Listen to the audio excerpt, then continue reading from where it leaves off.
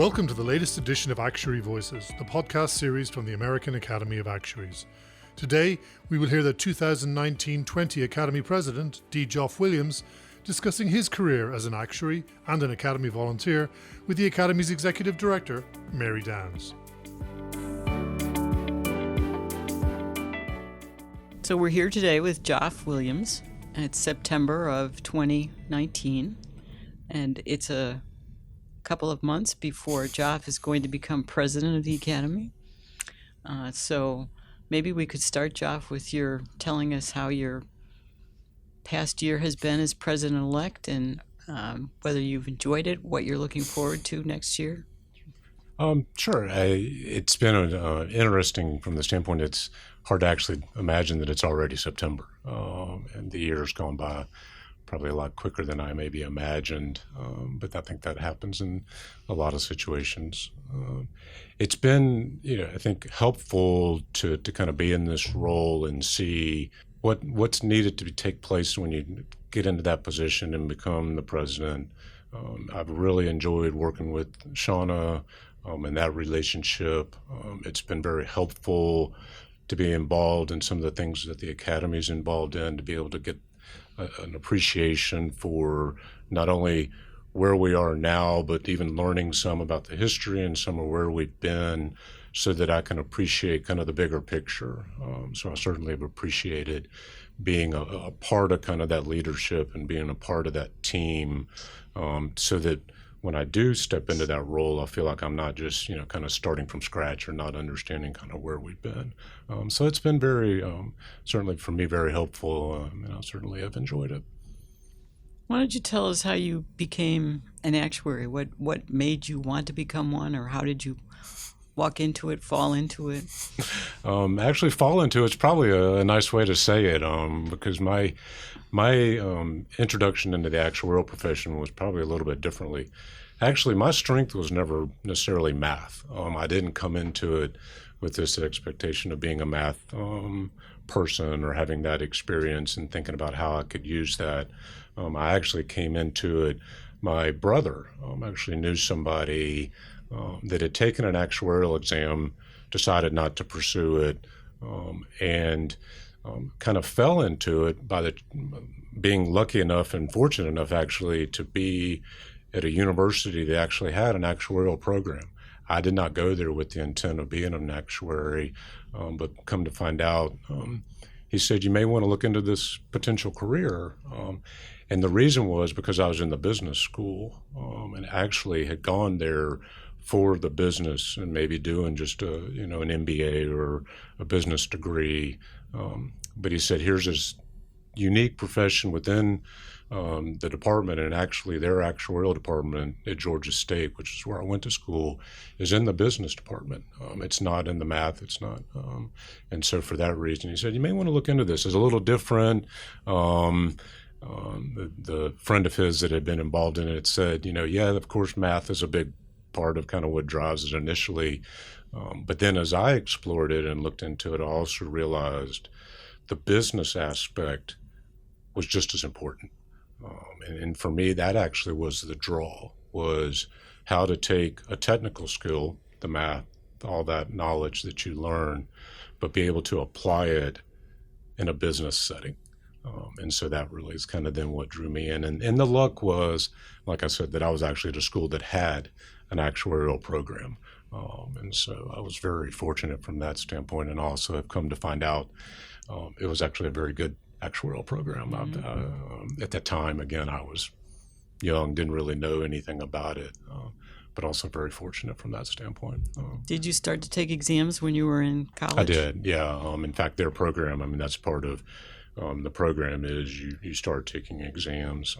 And that's, that to me was also a very interesting introduction into the profession. This is something I've said before and kind of continue to think about was when we were taking exams, we would have our class, and of course the actuarial department was a small department.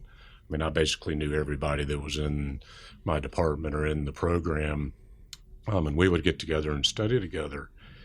And it impressed upon me too, just not only with the people I was studying with, but with the professors and with other individuals and talking to people, how much we all kind of were cooperating to help everybody pass, which to me was maybe a little different, because I've been in situations where sometimes you can be kind of competitive against your peers, or be in your classroom and you want to be the top of the class, or be that person. But here, everybody was kind of working together to help everybody pass, and that's actually something that I've seen throughout my career, even to today. I think is that the actuarial profession, at least for me, has always been something that I've looked at and respected because of that cooperation, at least from my experience, that we're kind of all trying to work together to further the profession, to make the profession recognized and understood. And so that's interesting. I'm not sure that everybody would have assumed that if they weren't an actuary. Yeah, and I think that's what kind of, because you think of exams and you do think of, you're graded, you think of the competition, and you think of that. But like I said, my experience was early on, I kind of recognized that's not really the way it works. I mean, sure, not everybody passes an exam, and there are those challenges, but it's more, we're kind of in this all together. we're kind of going through all this together. We know the challenges, we know the time commitment, all of that, and we kind of can, I don't want to say sympathize with each other, but there's a little bit of that. We can kind of all say, yeah, I know how you feel. I know what it's like. I know what it's, I've been there.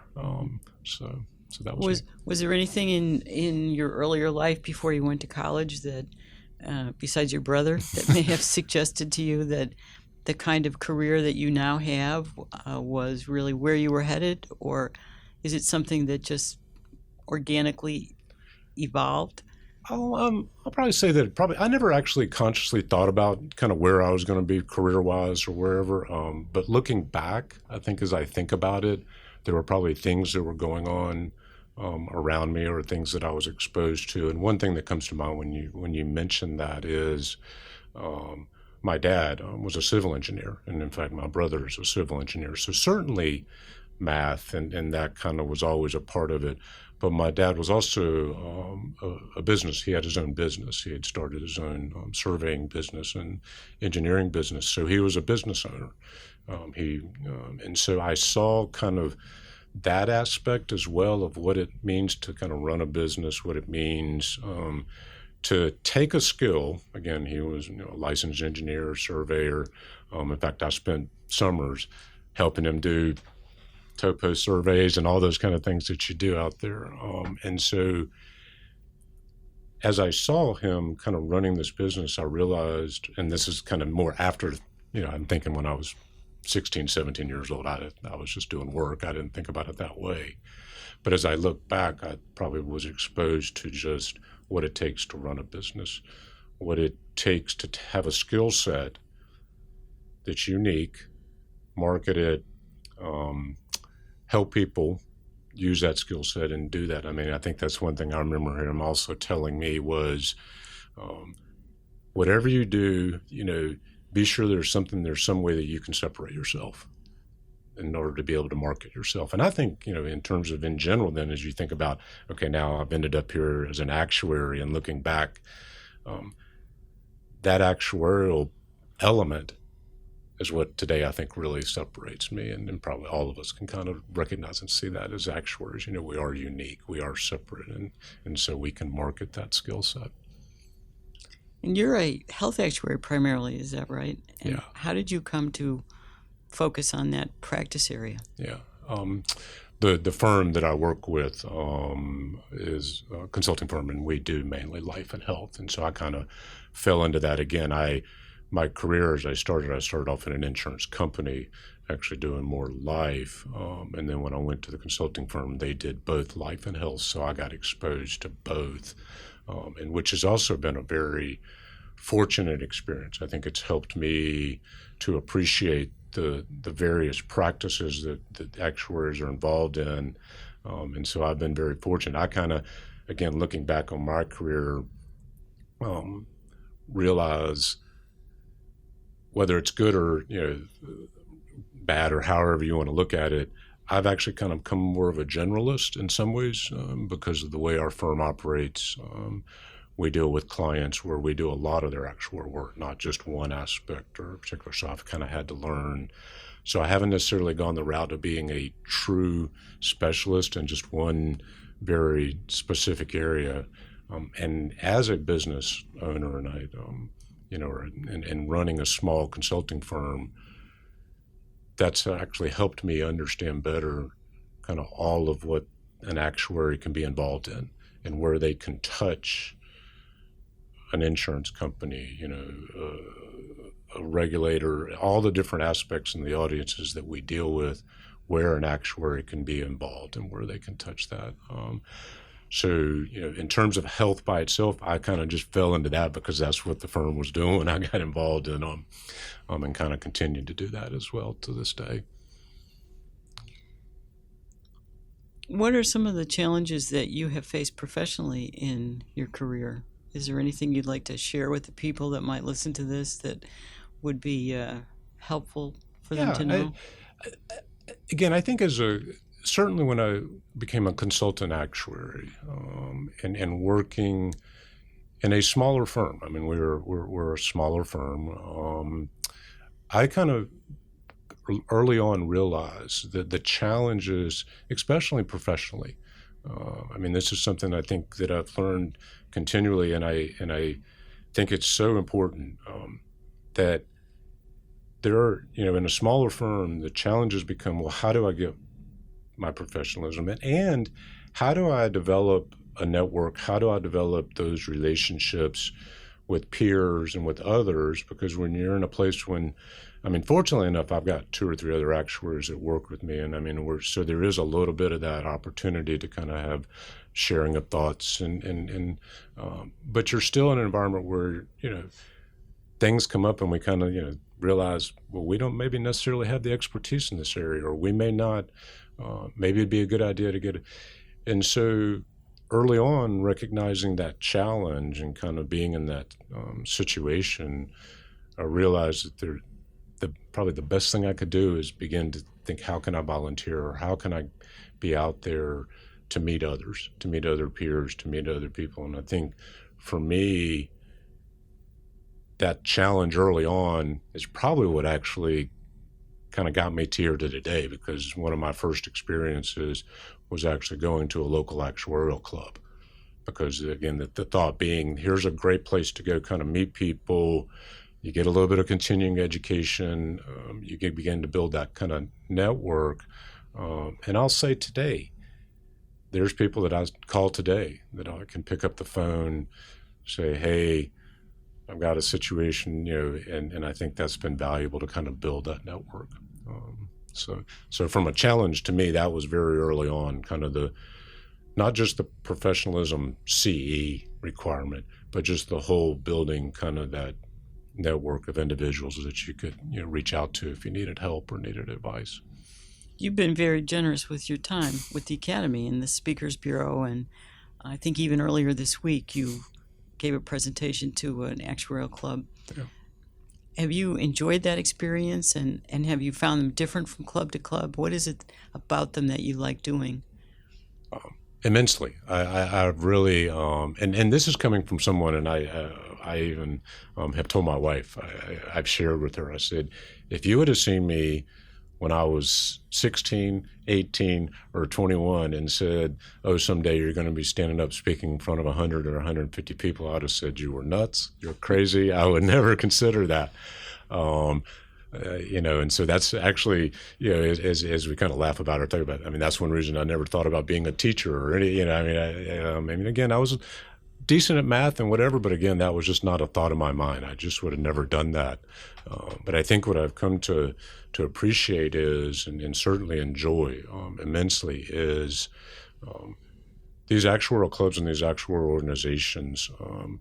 First, a lot of the people that are there, this is their first exposure to kind of going out and going to a meeting or going to a conference where you're with other actuaries. And so it gives especially myself, that opportunity to kind of share, one, who the Academy is. I think that's, for me personally, that's always been something I've enjoyed doing, is sharing a little bit more about who the Academy is and what we do. But also realize this is where they get an exposure to what does this profession look like beyond just the exams? And what is it that I can now start to contribute to beyond just having, passed these series of exams or whatever. And I personally actually was introduced to early on kind of the actuarial club environment. That's how actually one of the first times I got to kind of start to volunteer and in a capacity was with the local actuarial club. And so I've always, for me personally, that's a little bit been something I've been passionate about, is kind of supporting that opportunity so that actuaries can get involved and be able to, have a place where they can practice skills that you may not learn as an actuary. And then I go back to things like public speaking, whatever, where you can practice those skills in an environment that I found to be very forgiving.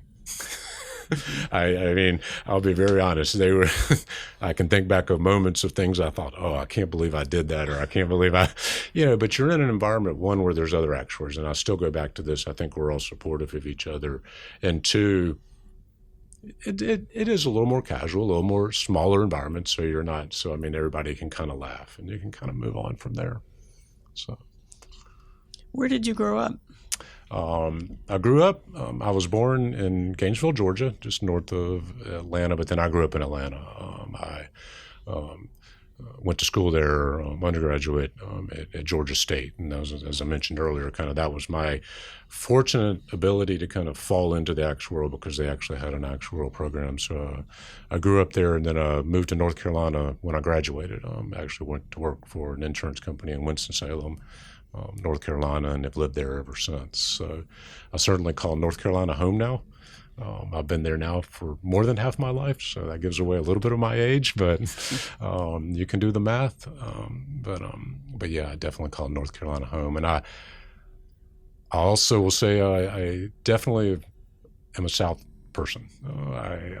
I enjoy traveling. I'm going to other places, but I also enjoy going home. So. I know. What do you spend your spare time on in your non-actuarial life? I know you're a great grower of blueberries. I am. I'm very proud of that, in fact, and I will not be ashamed to say that. Actually, we about 6 or 7 years ago, we have a small farm. We have about 5 acres, and then actually that came about because my wife had horses, and so I kind of married into this horse environment in the farm. So we bought a little bit of land, and then several years ago we stopped doing the horses. So we had this land, and I said, we got to do something with this. I mean, it's either that or just go out and mow the grass every day. And so we took a portion of it actually, and started growing blueberries, and we've got about 40 bushes. And it certainly was a little bit of a labor of love because it actually takes 3 or 4 years before you can kind of pick that first fruit. So I learned very early on, and I appreciate those out there and that are farmers, for that patience, because there is that aspect of it. The other part of my time, actually, if I'm not working and spending my time with the academy or at work, I actually volunteer with 2 other organizations. Actually have been extensively involved in an organization that works with a local prison. And actually go once a week to work with inmates. And I'll share a little bit of a story there because it's something I didn't really realize, but I kind of looking back to, and I've been doing that for quite a few years as well. There are situations where you realize my professional kind of experience can move to areas that I didn't really even think about consciously, but can come about. And one of the things we talk about with inmates that we're working with is trying to give them some comfort and some understanding and knowing they're not in this alone, that they're actually, we're trying to help them, to quote, get ready to go out into society and to be out there. And even though you may find yourself in situations where it's difficult, or you're concerned, or you're worried about what may happen, without getting into a lot of details, but worried about what may happen. What we have to try to help them understand is there are folks out here that are willing to help, and don't be afraid to call.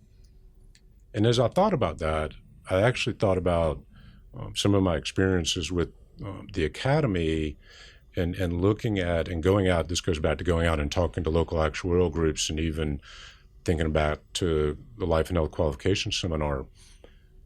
I think one of the things I've tried to share with people is the academy has a rich source of resources. Don't be afraid to ask. Don't be afraid to reach out. I think about the work that's been done to try to help advertise our request for guidance, both on the Committee of Qualifications and on the ABCD, to say, look, we're here as a resource. The work that the Academy's done to develop materials, and I think about all the placards, the kind of the charts that have been done to kind of help people understand the ABCD process, the qualification standards. All of those things are there, so don't be afraid to ask. So it wasn't until about a year or so ago that when we were working with some inmates and we're kind of having this same kind of conversation, I thought, professionalism isn't just a unique element of the academy. It can be out there in a lot of other places that you maybe not realize. So that's kind of been my personal anecdote of something that happened, not even thinking about it. That was a really neat experience. And it's been real fun to actually, and for me, personally rewarding, to actually still have relationships with gentlemen that were in positions and situations that, sure, they did things that were wrong. They know that, they understand that, but they tried to change their lives and actually be able to be that resource to kind of help them and say, look, give me a call if you need help. I'll see what I can do. That's very interesting. I think that people will be intrigued to know that you have done that kind of work. It's one of the interesting things about the actuaries, certainly, that I've met involved with the academy, how many different interests they have that are not apparent when you meet them and maybe talking about actuarial issues or public policy matters, that there is another part that your actuarial profession can actually help you through in that other kind of. You mentioned you had a second volunteer organization you worked for. What do you want to tell us about actually, that? And they in a little bit different capacity, but they actually work with youth and other organizations to develop relationships. And my personal involvement has been through, they've done work in Honduras for now 6 or 7 years to work with local communities and orphanages there to build relationships. It's really about, and again, this at times, as I think back to my actuarial career, I also think at places where we're almost there to try to help work alongside them, not tell them what to do or not say here's the right way or the only way. I've found as a volunteer in those capacities, there's sometimes a tendency to want to get in a situation and say, fix it. Here's what you should do to fix it. And I've learned going to another country, it's vital and so important to kind of first just be there to understand their culture, be there to understand, the issues they're having to deal with and the challenges they're having to deal with. And then you can begin to have those dialogues to say, well, how can we help? What can we do? So again, I think back even as a consultant or just even as an actuary and think again, from what my work has been involved with the academy is, I think that's a lot of sometimes what you're trying to do is have that engagement in that relationship. I think, about our involvement with public policy. I think our involvement is very much around being a part of that conversation, being there at the table, but being there to help educate, to help them understand the issues, but and I'll say this, but not necessarily being there to tell them what to do, but to listen, to provide that kind of independent, objective voice that says, here's the facts, here's the information, now let's see how I can do it. So I know that the work I've done in Honduras with some of these orphanages is to do almost that exact same thing, to be there to listen, hear what the issues are, and then let's figure out what we can do to help. So between that, usually I take about once, maybe twice a year, we'll go down to Honduras and spend some time. My Spanish is still very, very minimal. I still have tried to figure out if I can figure out a way to go down and do the immersion process, because everybody tells me that's what you need to do. You just need to go live. So maybe after next November, or maybe I may take that and see if I can figure out a way to go down and do that. Tell us a little bit about what you see after this November. What do you think is on the horizon for you as Academy President, and for the Academy and for the profession, in fact, looking forward? Well, certainly I see my role to, one, continue to promote the Academy, its mission and its purpose, to be there to support that mission and the purpose, to be there, to be out there helping people understand. I think that's one thing I've noticed. There's still a lot of opportunity to give our message, to deliver our message. I think my experience has been people come through being an actuary, they're certainly focused on exams, that's their mindset, and sometimes professionalism is kind of not something that's on the radar until later on. And so even as when I was VP of the Council on Professionalism and we did some of our local actuarial talks, that would come up even in those conversations. They would kind of say, these individuals that have been invited to come to the council and kind of share their experiences with professionalism, one of the things they'd often say was, well, I didn't even really know about professionalism until I've been working for 5 or 10 years. So I think we've got a great opportunity to kind of get that message out there, remind people this starts early on. This isn't something that you should just fall into. It should be something that you should be thinking about. So I hope to kind of be able to deliver that kind of message. I think as I look back to from this past year, and I think back to even Shauna's message from last year, focused around, and I think I'm getting this right, that it is focused around, kind of objectivity and independence. I would like to be able to say, well, okay, let's take that then and see how we can make that effective. Because that's kind of the third part of our message that we deliver, is that we're going to take our message, we're going to take our work that all our volunteers do, that all the staff does. How can we make that effective in helping the public, helping our members understand what's going on? So if nothing else, I hope maybe over the next year, I can make both the work that's been done and this information that we're doing and developing effective and relevant to what's going on in the profession as a whole. So if nothing else, hopefully a year from now, we can say maybe we moved a little bit further along that spectrum. So if we did, I'll feel like that was a worthwhile accomplishment. I'm sure you will. So we'll have to do another podcast in a year from now. Absolutely. That'd be great. Well, thank you for spending all this time with us today, Joeff. It's been a very interesting conversation, and I think that anyone who listens to this will benefit from it as well. I hope so. Thank you. I've really enjoyed it as well. So thank you.